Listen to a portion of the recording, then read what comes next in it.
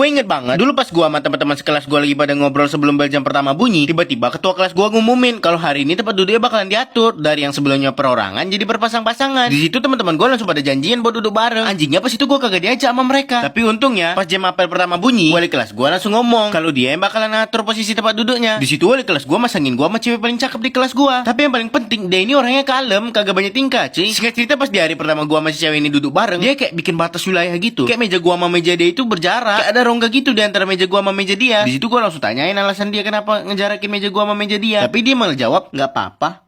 Emangnya masalah kah? Di situ mau nggak mau ya gue oke-oke aja. Kagak ada ruginya juga kan kalau meja berjarak kayak gini. Tapi singkat cerita udah seminggu gue duduk sama dia, gue ngerasa setiap sekretaris kelas gue lagi ngeringkasin materi di papan tulis, si cewek ini kayak curi-curi pandang mulu ke gue. Lebih tepatnya ke catatan gue. Gue awalnya mikir kenapa ya si cewek ini kagak ngelapor ke guru kalau matanya rabun. Padahal kalau dia ngelapor ke guru, dia udah pasti bakalan dipindahin duduk ke depan di tempat yang paling dekat sama papan tulis. Singkat cerita pas gue udah mulai nulis di halaman selanjutnya, kan halaman selanjutnya itu di sebelah kiri, cuy. Nah si cewek ini duduk di sebelah kanan gue. Otomatis dia makin sulit tuh buat ngeliat catatan gue. Jadi ya gue inisiatif buat ngedepetin meja gua sama meja dia. Langsung gua geser meja gua ke kanan supaya dempet sama dia. Di situ si cewek kagak ngomong apa-apa, tapi dari ekspresi mukanya kelihatan banget kalau dia bingung. Di situ pas posisinya gua masih nulis, gua ngomong gini ke dia, "Udah nampak belum?" Terus si cewek ngejawab, "Udah kok." Setelah itu si cewek ini langsung anteng ngeliatin catatan gua. Tapi seiring berjalannya waktu, si cewek ini kayak makin ngelunjak. Yang awalnya dia nyalin pas gua lagi nulis, sekarang dia malah nunggu gua selesai dulu baru ngenyalin. Dianya sih bilang biar gua kagak repot ngasih celah buat dia biar bisa ngeliat. Ya sih iya, gua jadi kagak repot. Tapi waktu yang kemakan jadi makin lama. Di situ awalnya gua tolak tawaran si cewek ini, tapi dia malah ngomong,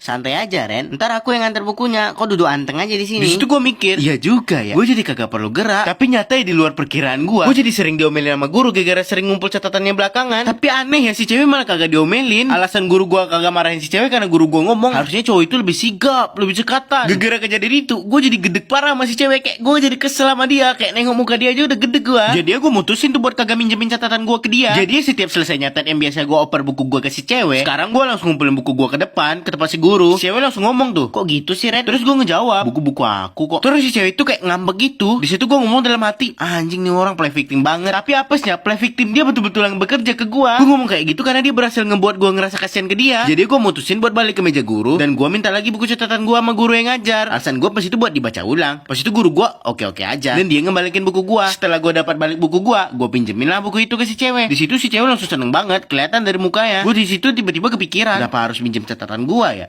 Padahal tulisan gue kayak cakar ayam. Ya meskipun tulisan gue masih bisa dibaca sih, tapi hitungannya masih masuk kategori jelek. Tapi sebelum gue bisa nanyain ke cewek, dia tiba-tiba ngomong, "Nanti aku beliin mie ayam ya." Di situ gue langsung, sip. Setelah kejadian itu, setiap gue selesai nyali rangkuman materi dari papan tulis ke buku catatan gue udah pasti bakalan ngasih buku catatan gue ke si cewek. Gue juga gak tahu kenapa, tapi kayak udah otomatis gitu. Sampai-sampai teman sekelas gue ini ngira kalau gue ada hubungan sama si cewek ini. Mereka kayak, Ren, kok pacaran ya sama si Anu? Seriusan Ren, gue sama si Anu pacaran? Di situ udah pasti gue jawab kagak. Emang kenyataannya gitu kok. Tapi pada suatu hari, gue kan ngambil izin libur sekolah 5 hari gara-gara ada acara keluarga. Simpelnya seminggu lah. Otomatis bangku gue kan kosong itu. Jadinya cowok-cowok udah pasti bakalan rebutan duduk di bangku gue. Ya kali kesempatan emas kagak diembat. Gue bisa tahu itu gara-gara pas gue udah masuk balik ke sekolah, si cewek ini cerita kayak begituan ke gue. Gue pas itu cuma jawab, "Oh ya udah sih." Tapi habis gue jawab gitu, si cewek malah nanyain ke gue, "Kok nggak marah Ren?" Terus karena gue bingung, gue jadi jawab gini, "Marah? Marah kenapa?" Terus jawab tuh sama si cewek, "Gara-gara cowok-cowok lain deketin aku." Terus gue jawab, "Ya enggak lah, orang kita bukan siapa-siapa." Setelah gue ngomong gitu, yang gue pikir si cewek bakalan jawab, iya ya," atau "Oh oke." Tapi dia malah ngejawab, "Ya udah, gimana kalau kita jadi siapa-siapa?" Di situ gue langsung bengong. Gue ngerti kok maksud dia apaan, tapi gue kagak mau kepedean. Jadi gue pastiin dong, gue tanyain ke dia maksudnya. Terus dia jawab, Kalau ramen lanjut berdua.